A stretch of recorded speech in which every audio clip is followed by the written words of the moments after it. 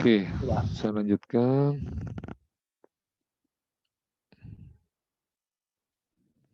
Nah, kemarin kita sudah belajar bagaimana cara menentukan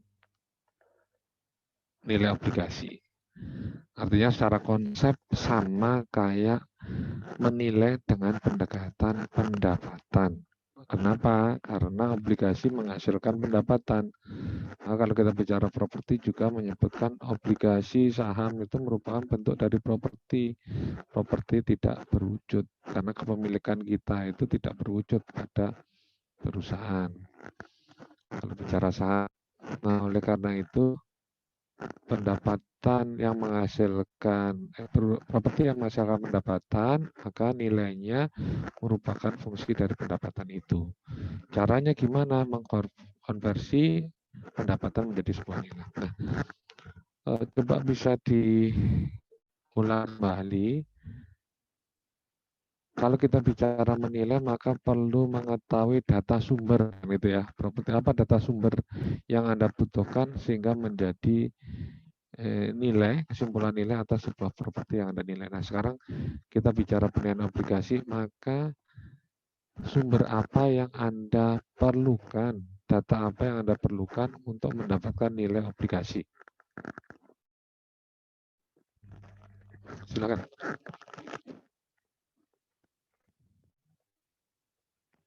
Yuk.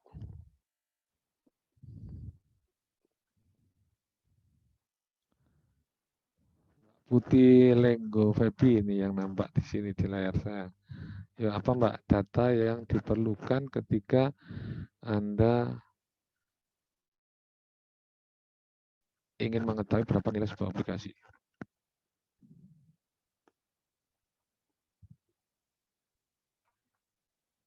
Didengar ya suara saya? Terdengar, Pak. Oke. Ya silakan. Iya Pak, Ya kalau bunganya Pak. bunga kupon toh kalau Anda sudah dapat bunga kupon 10%, maka nilai obligasinya Anda tahu? Gimana Pak? Dengan mengetahui kupon, Anda sudah bisa menentukan nilainya. Kuponnya 8%. Belum Pak. Oke, apalagi? Par value-nya Pak. Oke, sudah dapat par value sama kuponnya. Anda bisa menentukan nilainya? Periodenya juga perlu Pak.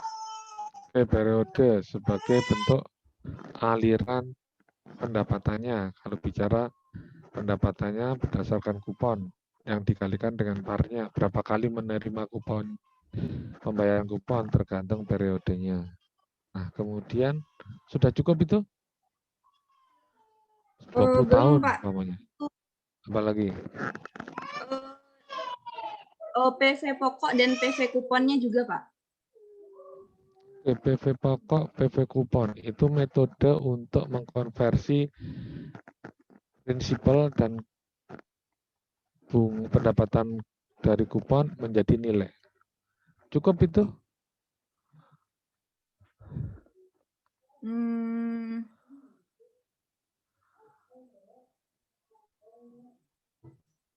Bisa? Anda sudah tahu caranya present value, kemudian tahu kupon dan prinsipalnya, Anda bisa menentukan nilainya? Yield to maturity-nya Ya, juga. Anda butuh ketika menggunakan present value, perlu adanya satu tingkat diskonto untuk mempresent value-kan parnya maupun tingkat suku bunganya atau pendapatan bunganya, bukan tingkat suku bunga, pendapatan bunga kuponnya. Oke, present value-nya, present value yang apa yang Anda gunakan? Present value-nya yang annual Pak, bukan Pak? Yang biasa Yang Pak. annual, yang biasa untuk yang mana itu? Apakah Yang dua-duanya pokok, biasa? yang Yang pokok. pokok atau nominalnya, par value-nya atau prinsipalnya. Nah, yang kuponnya? Pakai yang annual Pak. Annuity. Annuity. Oke. Nah, Anda sekarang berarti sudah dapat 4 komponen berupa kupon, besaran kupon, kemudian par value-nya, kemudian yield to maturity-nya, dan juga jangka waktunya, maturity date-nya. 4 komponen itu bisa Anda gunakan untuk menentukan nilainya. Sehingga kalau kita bicara penilai, kita bicara opini. Bisa bicara satu nilai, bisa beberapa nilai, tergantung dengan proyeksi atau prediksi. Nah, oleh karena itu, mungkin Mas Afan Zubair sudah tahu 4 komponen itu, kira-kira gimana keterkaitan 4 komponen itu, sehingga Anda bisa memprediksi value-nya gitu ya. Paling tidak belum menghitung Anda sudah tahu hubungannya. Kira-kira kalau ininya berubah, maka akan berpengaruh seperti ini. Baik, Pak. Kan kalau bicara penilai kan ada proyeksi kan ya? Iya, Pak. Nah, yang pertama itu misal nilai obligasinya terbalik dengan yield to maturity. Misal kalau yield to maturity-nya tinggi, maka nilai obligasinya itu akan semakin rendah karena yield to maturity itu menjadi pembagi dalam perkalian itunya, Pak. Perkalian untuk cari nilai obligasinya. Kemudian market value akan lebih kecil dari par value. Itu akan menjadi diskon bond. Ya, dilihat dari jika YTM-nya YTM marketnya itu lebih besar daripada kupon interestnya, maka akan menjadi diskon bond. Kemudian jika YTM market itu lebih kecil daripada kupon interestnya, maka akan terjadi itu menjadi premium bond. Kemudian yang ketiga ada semakin mendekati maturity date, market value-nya itu akan semakin mendekati par value-nya. Kemudian yang keempat, long term bond punya risiko suku bunga yang lebih besar daripada yang jangka pendeknya gitu. Mungkin seperti itu. Oke, jadi benar. Sedikit tambahan terkait dengan long term bond, terkait dengan maturity yang semakin panjang, itu tingkat risikonya lebih besar. Lebih besar dari sisi mana? Walaupun tingkat suku bunganya sama, tetapi efek fluktuatif tingkat suku bunga itu berbeda terhadap investasi jangka pendek. Jadi kalau Anda hitung, maka fluktuasi perbedaan perubahan harganya atau nilainya dalam jangka pendek sama jangka panjang, walaupun dia maturity tingkat suku bunganya sama, tetapi selisihnya jauh berbeda, fluktuasinya menjadi jauh berbeda. Oke, itu paling tidak konsep tentang penilaian obligasi Anda sudah bisa, dan cara ngitungnya udah bisa, dan juga Anda bisa memprediksi kira-kira kalau ini berubah efeknya seperti apa. Ya, jadi 4 faktor yang mempengaruhi nilai, dan hubungan 4 faktor itu bisa Anda pahami, sehingga ketika Anda bisa memahami itu, maka Anda bisa memprediksi dengan lebih baik terkait dengan apa yang terjadi atau obligasi bagaimana akan bereaksi ketika terjadi perubahan kondisi dari ketiga hal ini gitu ya. Yang keempat hal ini. Oke, ini tadi sudah disampaikan berkebalikan antara YTM-nya dengan nilainya. Semakin besar YTM-nya naik, nilainya makin turun gitu ya. YTM-nya naik, nilainya justru sebaliknya semakin turun. Tadi sudah disampaikan juga hubungan antara apa? Antara YTM dengan kupon rate-nya.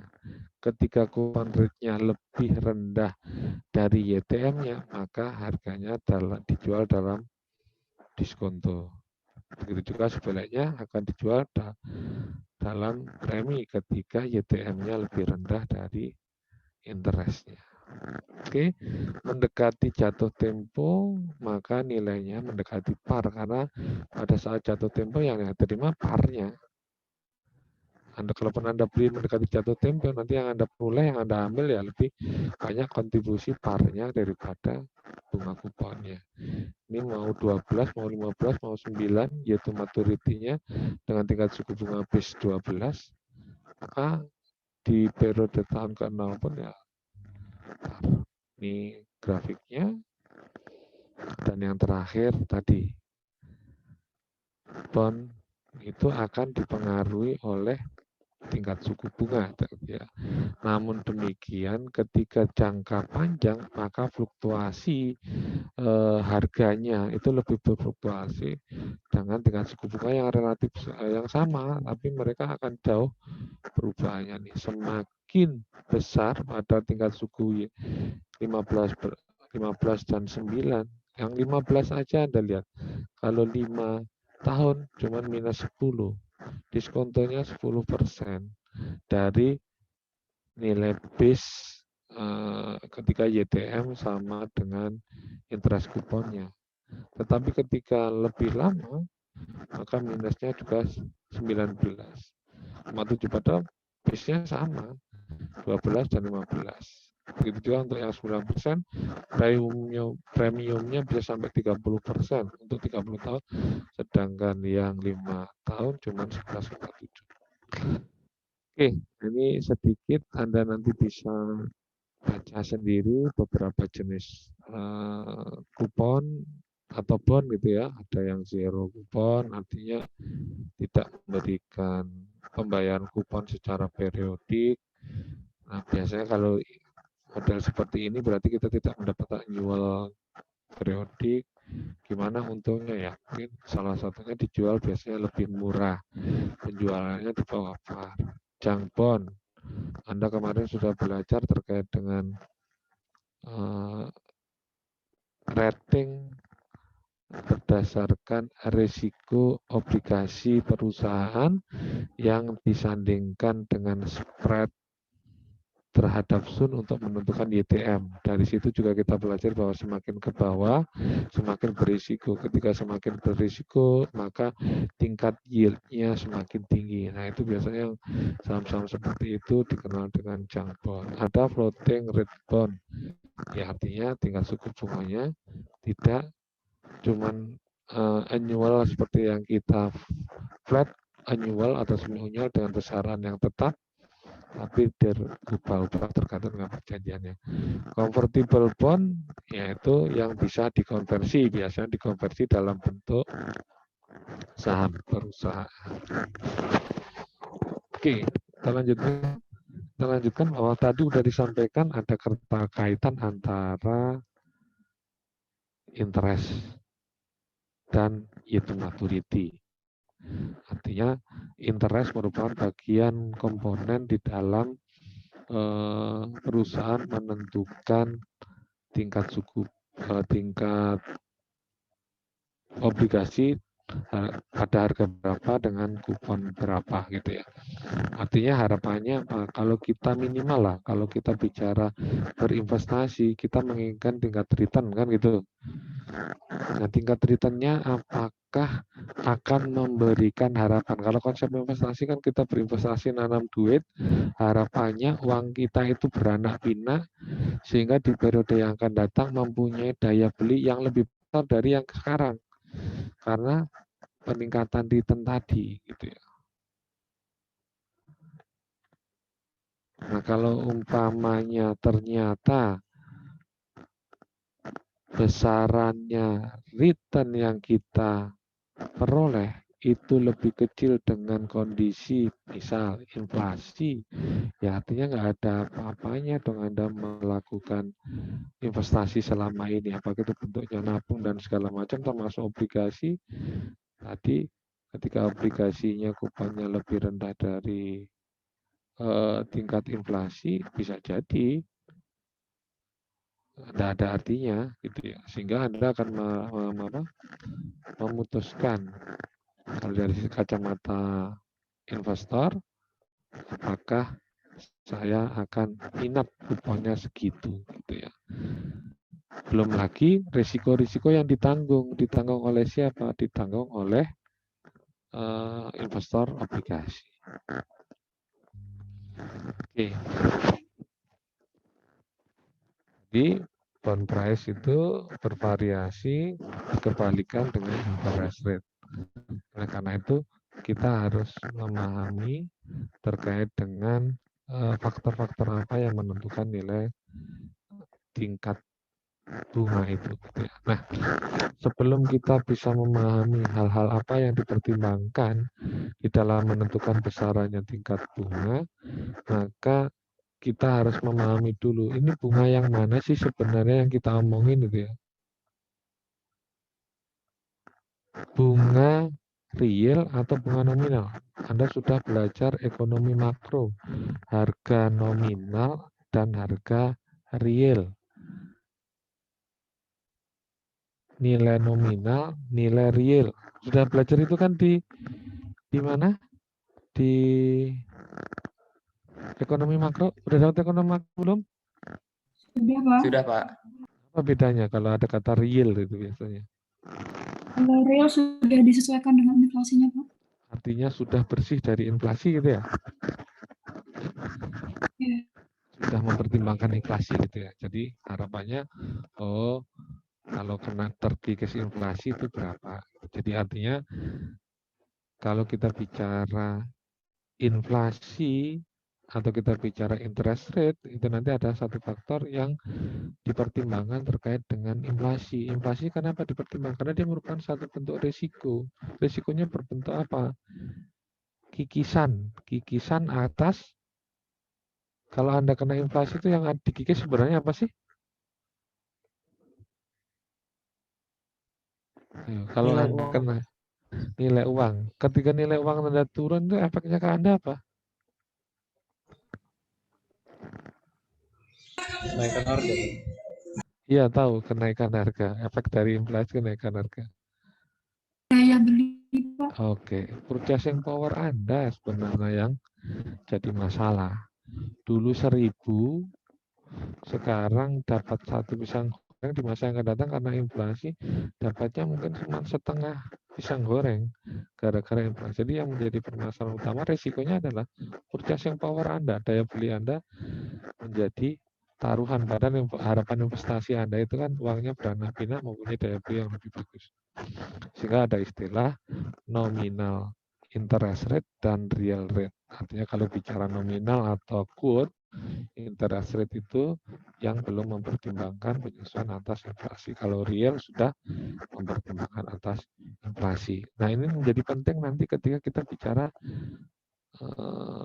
faktor yang mempengaruhi tingkat suku bunga. Kalau kemarin kita bicara karena ini merupakan bentuk salah satu pertimbangan investor di dalam berinvestasi terkait dengan risikonya, maka nanti akan bicara juga sama di sini.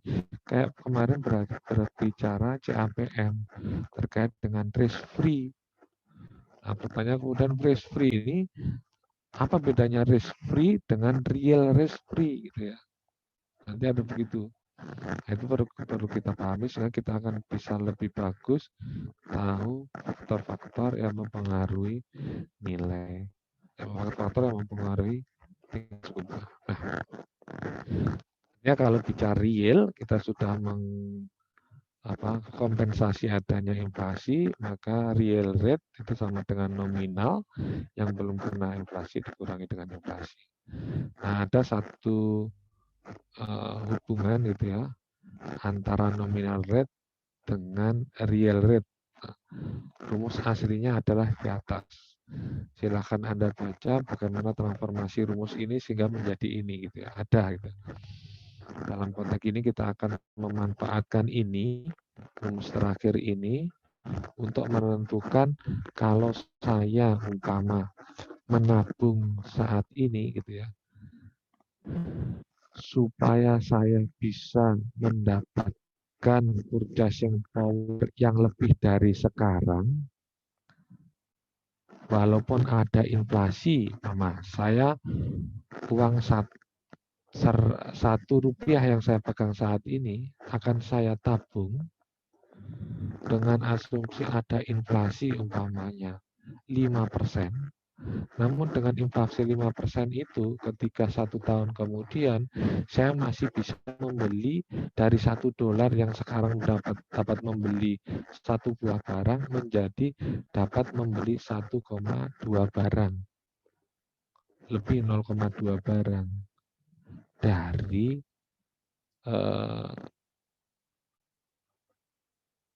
ekspektasi inflasi di masa yang akan datang. Sehingga tentunya kita akan mengharapkan tingkat return berapa?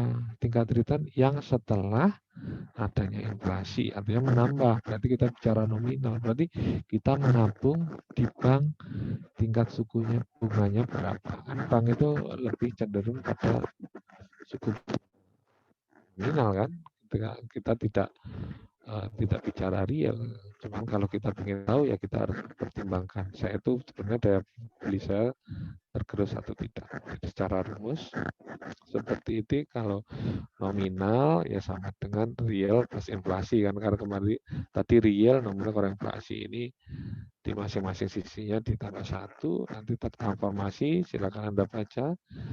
Nah, ketemu ini. Nah, kita akan memanfaatkan ini untuk menentukan berapa sih real rate-nya, interest rate-nya atau interest rate nominalnya gitu ya.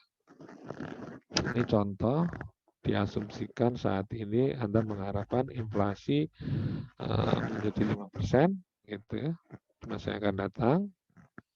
Kemudian dari tabungan yang Anda harapkan di masa yang akan datang dengan adanya inflasi ini mendapatkan return juga gitu ya, kan mendapatkan hasil 5%. Sebenarnya kalau Anda 5% inflasi, return yang Anda peroleh juga 5%, pertanyaannya real rate-nya berapa gitu loh. Nah, kita tinggal masukkan di sini nominalnya, real rate-nya berapa, nominal dan inflasinya sama-sama 5%, karena yang dijanjikan tadi terkait dengan return-nya kan belum mempertimbangkan inflasi, ini 5%, ini juga 5%. Gitu ya. Sehingga asumsinya kalau kita kaitkan tadi dengan daya beli sebagai bentuk risiko atas investasi Anda, maka kalau uang $1 saat ini dapat 1 barang, gitu ya. Kemudian kalau kita bicara inflasinya, berarti uang Anda nanti umpama di tahun depan $1 ini dengan inflasi 1,05 ini sama aja dengan Anda mendapatkan uang 1,05 tapi inflasinya juga sebesar 1,05, jadi sama aja Anda mendapatkan barang ya juga 1, gitu kan ya. Uangnya umpamanya 100 menjadi 105, sekarang uang 100 bisa untuk beli 1 buku. Di satu sisi karena ada inflasi 5%, maka di tahun depan harga buku itu, tadi teman Anda menyebutkan kenaikan harga gitu ya, karena adanya inflasi menjadi 1,05. Di satu sisi uang 100.000 itu Anda tabung dan mendapatkan return yang sama 5%, sehingga Anda juga terima 105. Sehingga sama aja di akhir periode Anda hanya membeli 1 buku gitu ya. Nah ini saat ini uang $10 nanti dapat 10, kalau ini $1 berarti Anda dapat 10 buku biasanya gitu ya. Kalau inflasinya 5 ya 15, Anda dapat 10 buku tetepan. Purchasing power Anda ya tetap 10 buku ini dirupiahkan sama 10.000. Tinggal Anda masukkan 1 plus nominal janjinya 5% dan dibagi dengan 1 plus inflasinya, inflasi juga 5%, bagi 1, jadi real interest rate-nya 0%, gitu. Jadi 0 Bu, gitu, tidak mendapatkan peningkatan kemampuan daya beli. Nah, pertanyaannya kan berikut, berarti saya harus mendapatkan tingkat pengembalian yang lebih besar dari 5%. Ya, mungkin kalau 5,5 ya itu udah nggak nol lagi. Nah, tergantung ekspektasi Anda, purchasing power Anda berapa persen. Tinggal Anda balik, ketika seperti itu Anda bisa menentukan berapa nominalnya. Tinggal Anda mencari sekarang bank yang menawarkan suku bunga tabungan, namanya kalau menabung, dengan tingkat imbal balik yang memungkinkan Anda untuk mendapatkan purchasing power sebagaimana yang Anda harapkan, gitu ya. Tidak ada peningkatan purchasing power dari investasi Anda walaupun dijadikan 5%, karena tetap dapat satu barang. Ini jika Anda mengantisipasi, nantinya Anda sudah membuat perkiraan di sini, inflasi menjadi 4, namanya inflasinya 4 di masa yang akan datang. Kondisi yang lainnya dianggap asumsikan ceteris paribus. Namun Anda mengharapkan dari investasi itu Anda tetap memiliki purchasing power sebesar 2%. Anda bisa mencapai 2% peningkatan pada purchasing power. Artinya kalau Anda beli satu buku, ya bisa menjadi 1,02 buku gitu ya, dengan ekspektasi ini. Sehingga Anda perlu menghitung. Itu yang dihitung apa? Sebenarnya kita mencari apa sih di sini? Kita mencari nominal rate-nya. Gitu ya. Asumsikan dengan harga barangnya atau jasa saat ini $1. Jika Anda mengharapkan inflasi $4 dan bisa membeli lebih dari ini kemampuannya 1,2 di masa yang akan datang. Dan Anda mampu kalau uangnya 10 ya menjadi 10,2 unit untuk setiap $1,4 yang Anda peroleh gitu ya. Karena dengan kenaikan harga 1,64, setiap kenaikan harga menjadi 1,04 di masa yang akan datang, Anda masih bisa membeli lebih dari 1 unit saat ini. Gitu. Hanya kan berubah dari $1 menjadi 1,04. Walaupun ada kenaikan harga per barangnya, Anda masih bisa beli lebih sebesar 2%. Gitu. Nah, ini tabel $10 saat ini diharapkan di masa yang akan datang ada inflasi 1,04 menjadi 10.400 ya. Dari menjadi 1,04 per barang harganya. Namun Anda masih bisa membeli barang yang lebih besar dari harga saat ini. 10.200, purchasing power-nya 2%. Kalau di sini ketahuan berarti Anda harus mendapatkan tingkat interest rate yang memungkinkan Anda menjadi dari 10 menjadi 10,68. Sehingga ini besarannya adalah 10,068%. Tidak sebesar 5% seperti yang tadi, atau tidak sebesar 4%. Kalau 4% kan jadi 0, tapi ini ingin 2%.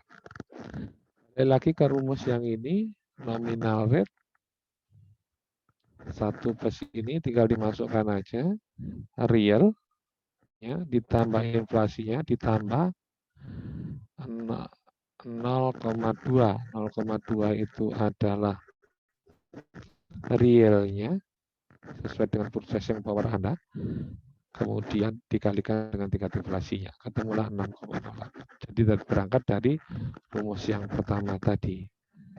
rumus yang real nominal tadi. Oke, jadi pentingnya di sini ketika kita menganalisa adalah salah satunya adalah memandang inflasi sebagai sebuah risiko. Risikonya sebenarnya terkait dengan apa? Terkait dengan purchasing power Anda yang tergerus oleh inflasi. Sehingga kalau begitu minimal kalau kita bicara penentuan tingkat interest bagi perusahaan juga akan mempertimbangkan tingkat inflasi. Kalau nggak dipertimbangkan, investor nggak mau beli. Kalau dia lihat, kuponnya cuma segitu, inflasinya padahal lebih besar dari tingkat kuponnya, ngapain saya beli itu? Rugi dong saya, uang saya nggak berkembang. Keuntungan saya nggak berkembang. Oke, jadi Anda perlu mencari bentuk investasi yang memberikan return 6,08%. Nah, itu salah satu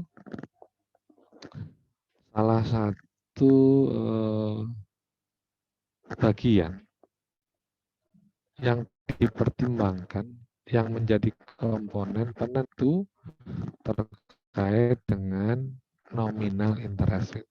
Itu tadi kan nominal itu real plus inflasi kan, real plus inflasi. Di sini ada real, risk free, dan plus inflasi. Ini baru bicara pada satu komponen saja. Kemudian ada default. Ternyata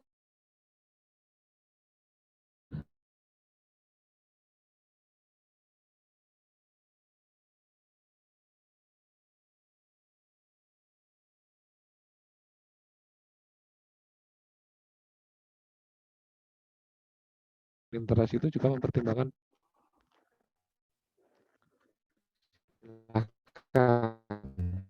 default rate bicara apa? Kan sudah dibagi ya buku.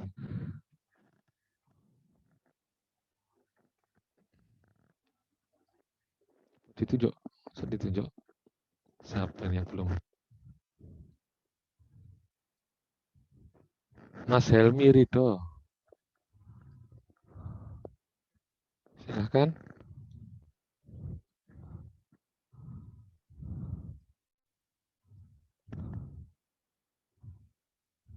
Yuk, silakan.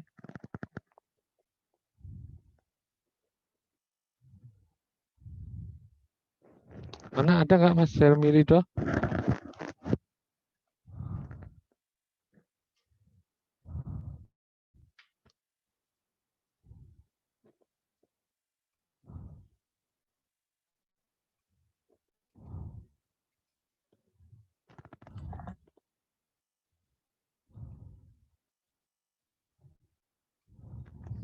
Kayaknya tadi lagi ke toilet, Pak. Oke.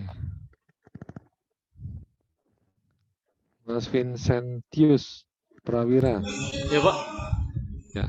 Apa itu default risk?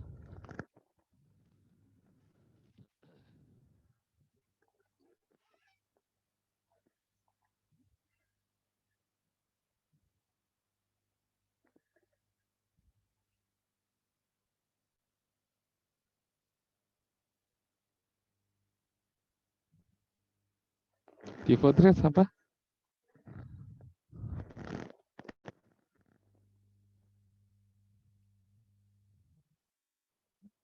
Dulu? Kira-kira ya.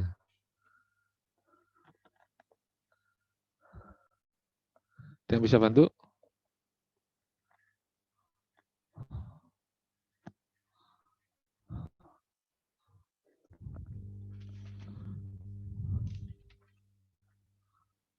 Ini selisih interest apa? Selisih interest rate sama risk free rate Pak?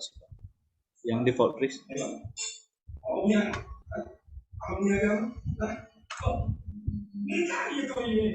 Selisih antara, artinya kalau secara matematis, ya default risk itu bisa nominal risk, semua itu menjadi default risk. Tetapi sebenarnya Apa sih yang ditanggung oleh investor terkait dengan default risk ini? Kalau tadi inflasi, purchasing power-nya. Kalau ini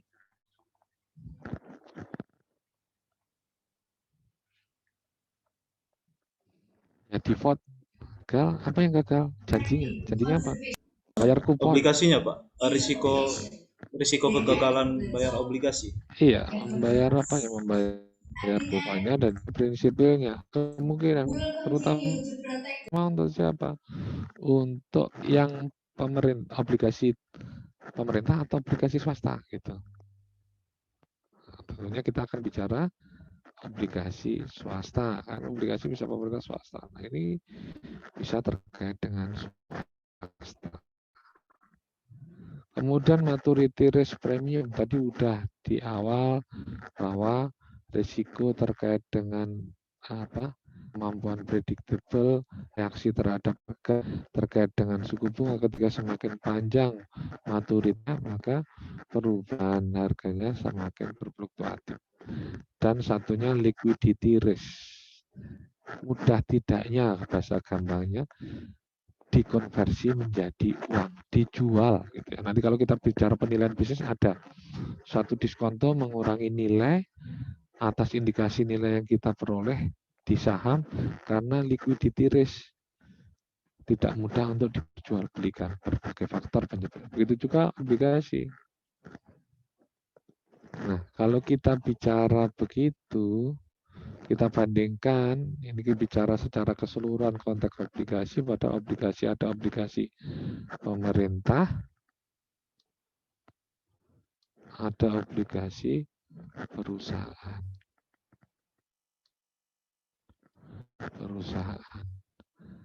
Kira-kira kalau kita bicara obligasi pemerintah, default risk-nya ada nggak? Tidak, Pak. Tidak ada. Maturity risk-nya masih ada? Ada, Pak. Masih ada. Nah, itu kaitannya jangka waktu. Inflasinya masih ada? Ada, Pak. Masih ada, Pak. Masih ada. Kalau terkait dengan penjualannya, kira-kira mudah pemerintah atau perusahaan? Perusahaan. Jadi kalau saya tanya ini, kalau bicara obligasi pemerintah, maka liquidity risk-nya juga bisa dikatakan tidak ada, bisa dikatakan tidak ada. Karena dia relatif mudah. Karena kenapa mudah? Orang lebih menyukai kok dijamin kalau punya pemerintah.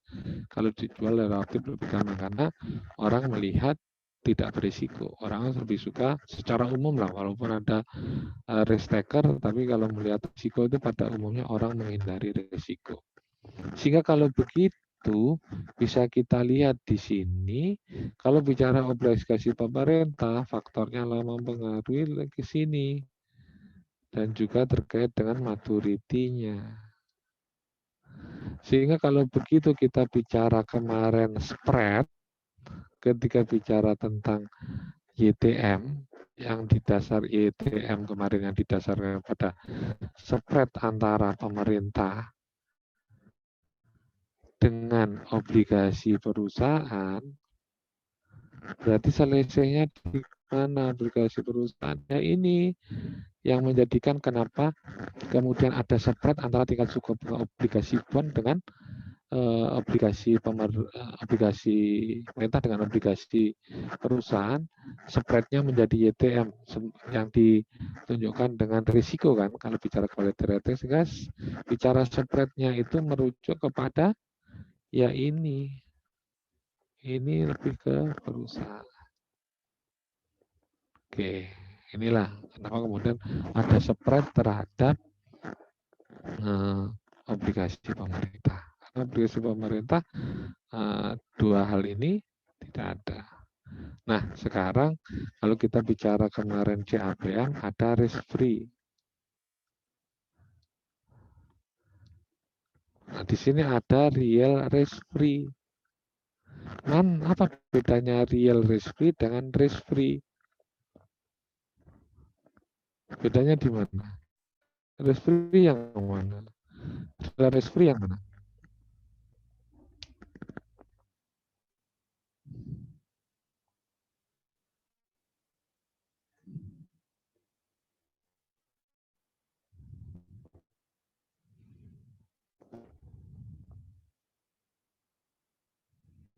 Real risk free itu tidak mengkompensasi atas risiko ini semua. Baik itu inflasi, baik itu default risk, maturity, dan liquidity risk. Itu real risk free. Nah, yang dimaksud dengan risk free adalah ini. Tok. Kalau bicara obligasi, yaitu real ditambah dengan kompensasi atas inflasi. Oke, nanti kalau ditanya apa bedanya real risk free rate dengan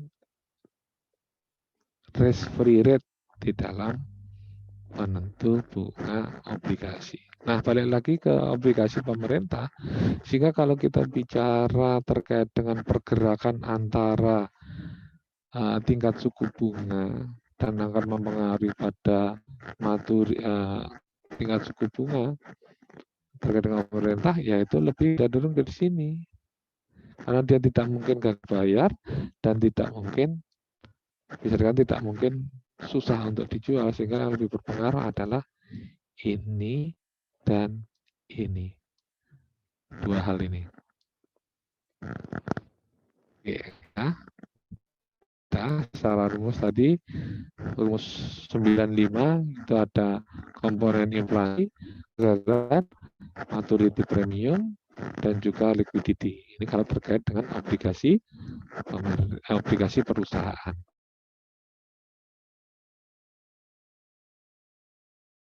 Oke, nah untuk memahami bagaimana hubungan antara interest rate dengan time to maturity, ini untuk obligasi pemerintah, di mana tingkat risiko konstan, maka ada struktur seperti yang ada di gambar. Nah ini ya, semakin yaitu maturity-nya dengan tingkat suku bunga tertentu tadi, semakin panjang yaitu maturity-nya, risikonya juga semakin besar, sehingga tingkat interest rate yang dijanjikan pun juga menjadi lebih besar. Dan ini juga akan bergerak perubahan pergerakan ini, pergeseran ini bisa membentuk bentuk arah yang baru, kemiringan yang baru. Apa yang mempengaruhinya? Kalau kita bicara obligasi tadi, maka lebih kepada maturity dan apa? Maturity dan inflasi. Oke ya. Sudah. Karena tidak ada default risk or liquidity risk, the real risk-free rate of interest tidak berubah. The same yield curve driven inflation premium dan maturity rate lebih dipengaruhi pada inflasi dan maturity. Jadi tadi rumusnya ini dengan asumsi ke obligasi pemerintah, maka ini tidak ada dan ini tidak ada, maka lebih dipengaruhi oleh ini dan ini. Oke, sehingga risk free kan tetap kan tadi ya? Ya, karena real risk free ya tingkat suku bunga yang paling aman dari 1000 kan segitu, nggak ada kegagalan dan nggak ada default dan juga besarannya tetap, sehingga kalau bicara tingkat interest return-nya ya tetap yang lebih berfluktuatif ya ini. Semakin besar inflasinya dia juga akan turun, maturity-nya semakin panjang juga akan mempengaruhi risiko. Nah ini berapa gambarannya inflasinya mulai dari yang 90 hari sampai 30 tahun. Premium risk maturity-nya juga akan semakin besar dengan bertambahnya waktu, dan tentunya yield yang diharapkan juga akan menjadi lebih tinggi. Apakah ini bisa bergerak? Ya bisa bergerak, berubah gitu ketika terjadi kondisi yang lebih bagus, inflasinya semakin menurun. Secara totalnya, walaupun ini tetap ya terkait dengan ini kan, secara total juga ini juga akan mengikuti turun. Gitu loh. Total kita bicara total risk kan tadi, nominal interest rate itu kan terdiri dari cuman. Kalau ada komponennya turun, makanya di inflasi, maka secara maturity totalnya juga akan turun. Artinya bisa jadi terjadi pergeseran, nggak selamanya kayak tadi naik, tapi bisa juga turun tergantung faktor apa yang mempengaruhi.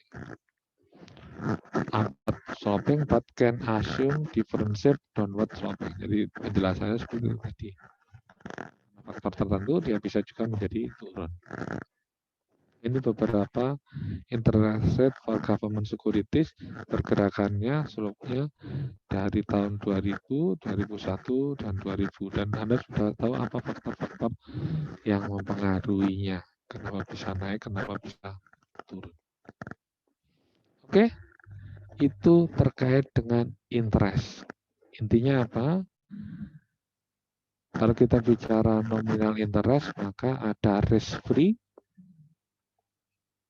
Bicara risk free ini merupakan interest rate yang belum mengkompensasi inflasi ditambah dengan maturity, default, dan liquidity yang lebih pada merujuk kepada perusahaan. Jika kita pisahkan perusahaan itu bedanya risikonya dengan pemerintah, maka spread-nya lebih merujuk kepada risiko terkait dengan gagal bayar, karena perusahaan kemungkinan bisa gagal bayar, dan juga likuiditasnya. Kalau perusahaannya jelek, kemungkinan tidak bisa dijual beli. Kalau bicara obligasi pemerintah atau mungkin treasury bill, maka lebih banyak dipengaruhi oleh yang menjadi pertimbangan dalam interest rate-nya adalah lebih kepada inflasi dan juga maturity date-nya. Oke, sehingga kalau kita bicara berinvestasi, investor tadi memikirkan hal itu, kita sebagai investor memikirkan purchasing power, salah satunya kalau bicara terkait dengan inflasi. Dan tentunya pertimbangan tadi juga akan menjadi pertimbangan Anda untuk menentukan berapa tingkat interest yang Anda inginkan. Oke, ini ada soal. Ada pertanyaan dulu? Silakan. Kalau mau bertanya.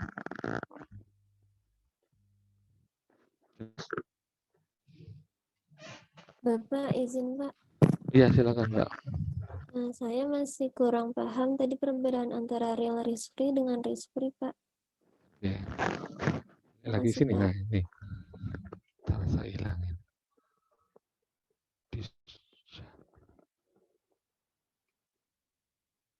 Oke. Nah, bicara konteks total faktor ya, total faktor yang dipertimbangkan di dalam menentukan nominal rate gitu ya, itu ada 4 komponen ini utamanya: inflasi, default risk, maturity risk, dan liquidity risk. Nah, bicara real, kita bicara real gitu ya. Real, maka bicara real itu adalah kan real sendiri nih, real risk free gitu ya. Real risk free ini merupakan tingkat interest rate yang sudah disesuaikan dengan inflasi. Sudah disesuaikan dengan inflasi. Adanya belum mempertimbangkan atau tidak mempertimbangkan kompensasi atas inflasi. Karena dia terpisah dari inflasi. Nah, kalau kita bicara risk free, kalau kita konsep investor tadi, minimal Anda kalau berinvestasi mendapatkan tingkat pengembalian yang pasti dan harapan pastinya itu gede dan juga tidak tergerus oleh inflasi. Sehingga minimal harapan Anda berinvestasi di sini nih. Di sini, real risk free yang tidak mempertimbangkan kompensasi inflasi ditambah dengan mempertimbangkan kompensasi inflasi supaya tidak tergerus. Nah, ketika Anda bicara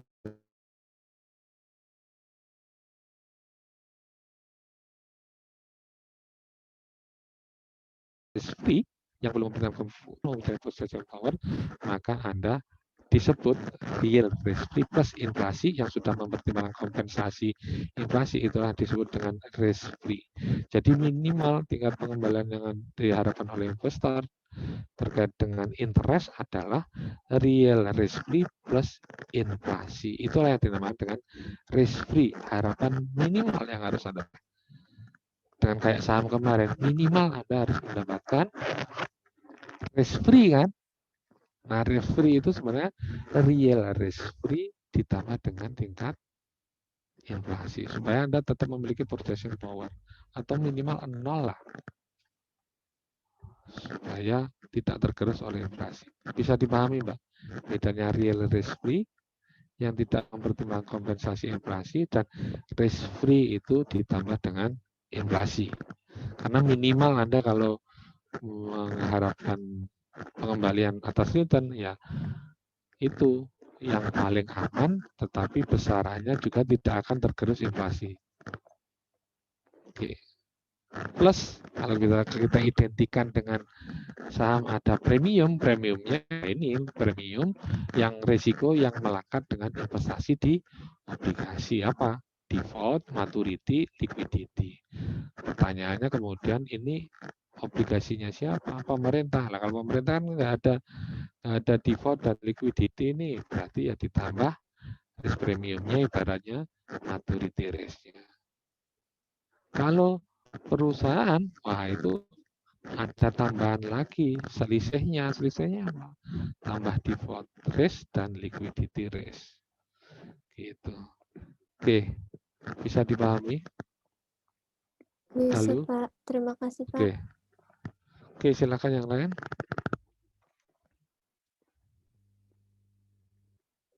Kalau nggak ada ini ada soal, silakan dikerjakan. Tunjuk aja ya. Biar cepat. Co-host saya, maaf, Muhammad Hilal. Co-host saya. Anda mengharapkan inflasinya 3,8%, realnya sekarang real risk internetnya 6,4, berapa nominal rate-nya?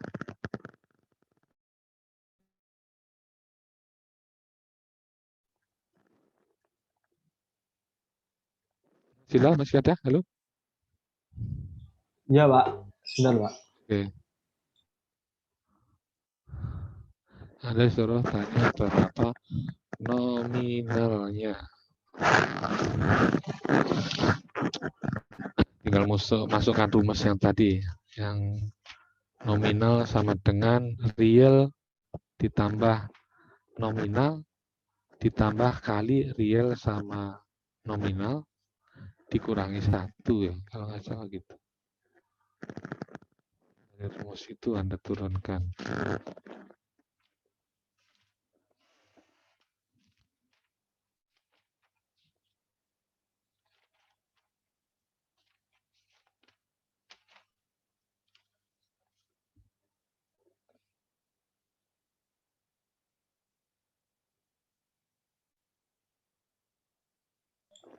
$10,44, Pak. 10,44. Coba dilihat tuh. 10,44. Good. Oke, simpel lah. Cuman gitu itu cari nominal. Ini put USD nominal rate of interest B after year rate sama inflation rate-nya 3%. Sama ini 3 soal, mencari nominal juga sama caranya, tinggal memasukkan bahasan kita sampai di situ. Apa ini? Oke, nah ini matematis saja. Jika diketahui tingkat bunga nominal suatu utang adalah 14%, di mana real risk free rate-nya adalah 6,4%, inflasi premiumnya adalah 2,3%, spread to treasury bond 3,2, maka maturity risk-nya ya tinggal kita disuruh mencari maturity. Ya udah, di nominalnya udah diketahui, nominalnya 14 ya dikurangi spread-nya selisih yang lain. Ketemu 14%. Nah, Ini kok ada jawabannya.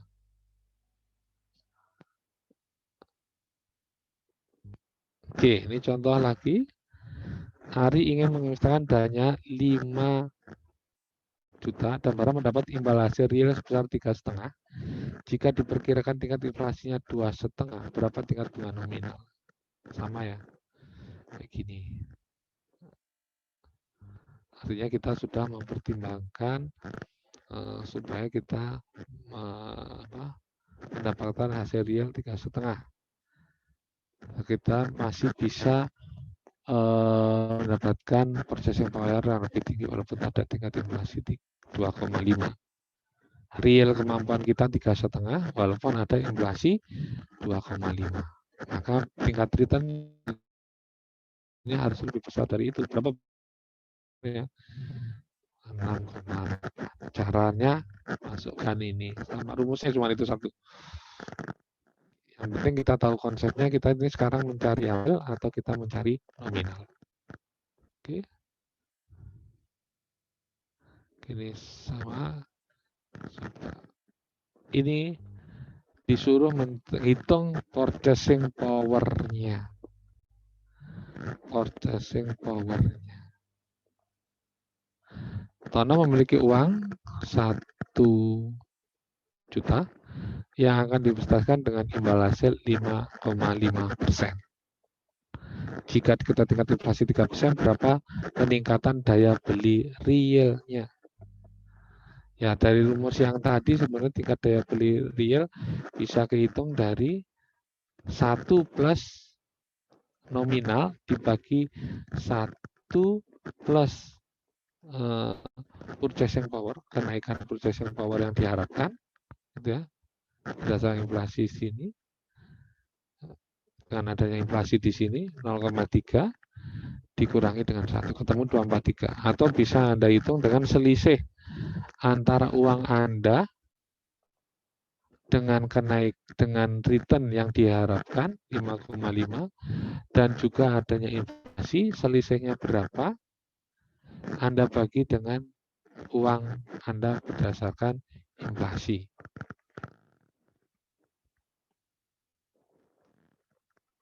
Di 1,05. Jadi rumus ini itu sebenarnya menerjemahkan dari ini. Ketemu 2,43 dengan cara yang sama juga 2,43. Logika matematika atau Anda menggunakan rumus yang tadi. Oke, silahkan bertanya. Hari ini tambahannya hanya bicara interest.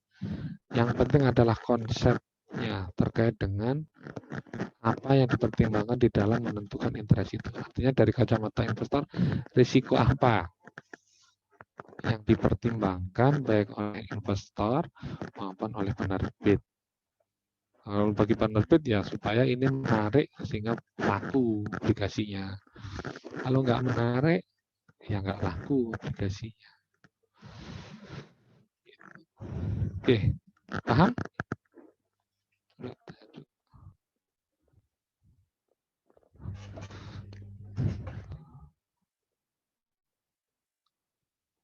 Oke, test case 1 aja.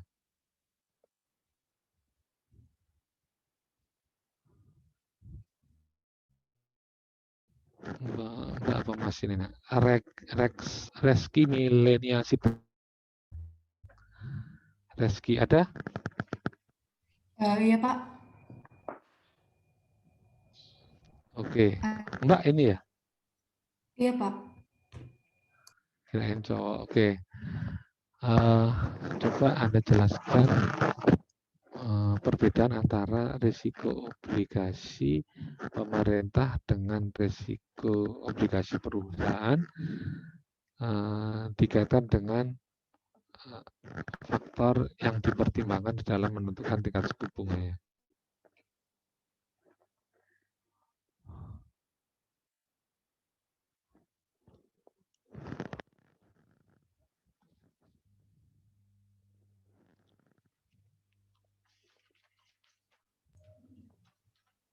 Liquidity sama default risk-nya Pak. Liquidity sama default. Oke, liquidity sama default itu miliknya siapa?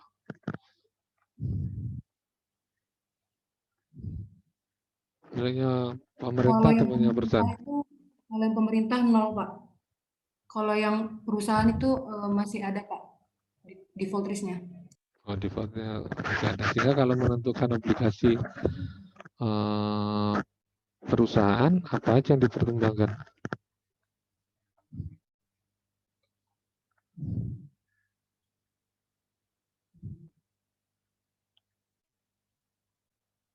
Gimana, Pak?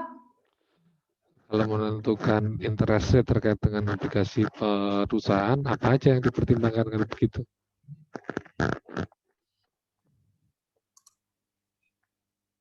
Kalau perusahaan semua, Pak. Ya, perusahaan semua. Oke. Oke. Ada lagi yang bertanya? Silakan.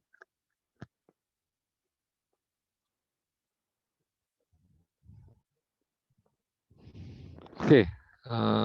Sepertinya udah siap untuk kuisnya ya.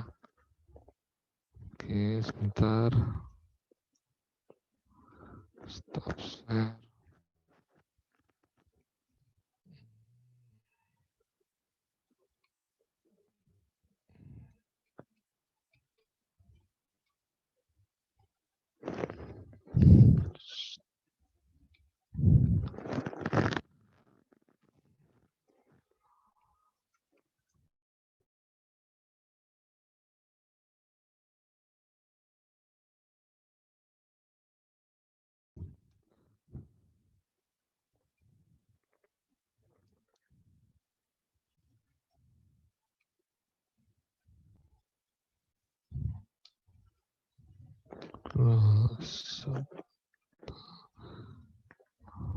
Satu.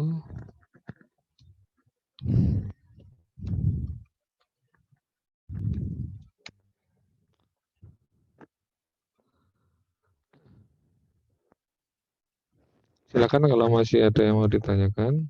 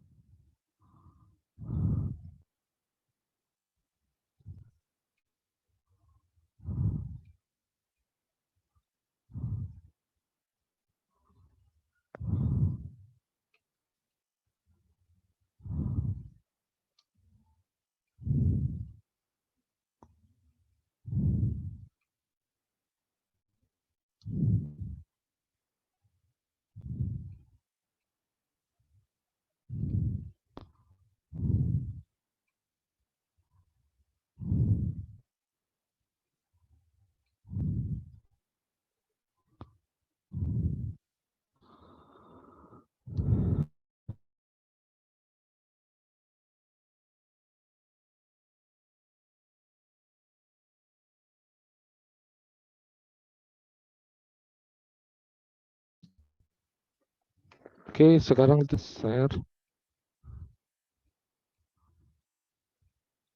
Udah di chatting kelihatan. Coba tolong dicek, bisa nggak itu problem? Bisa dibuka nggak problemnya?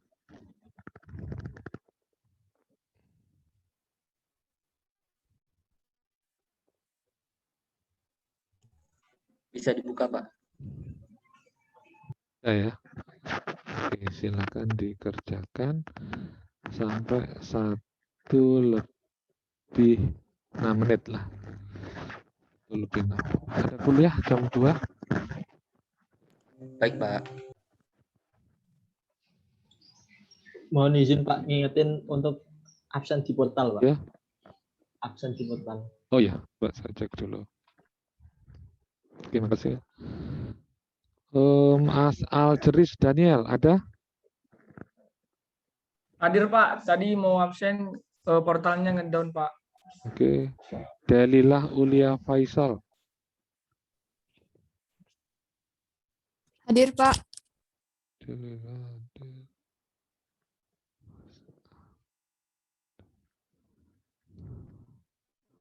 Devi Permatasari.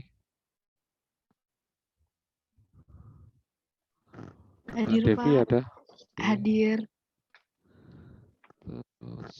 Givani Adilah Irwanda, Hadir Bapak. Helmi Ridho Prayoga, Hadir Pak.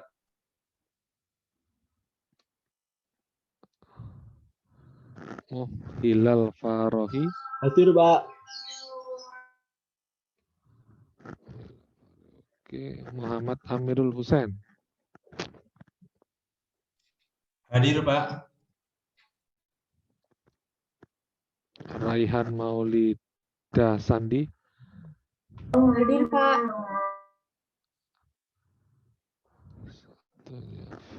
Vincentius Prawira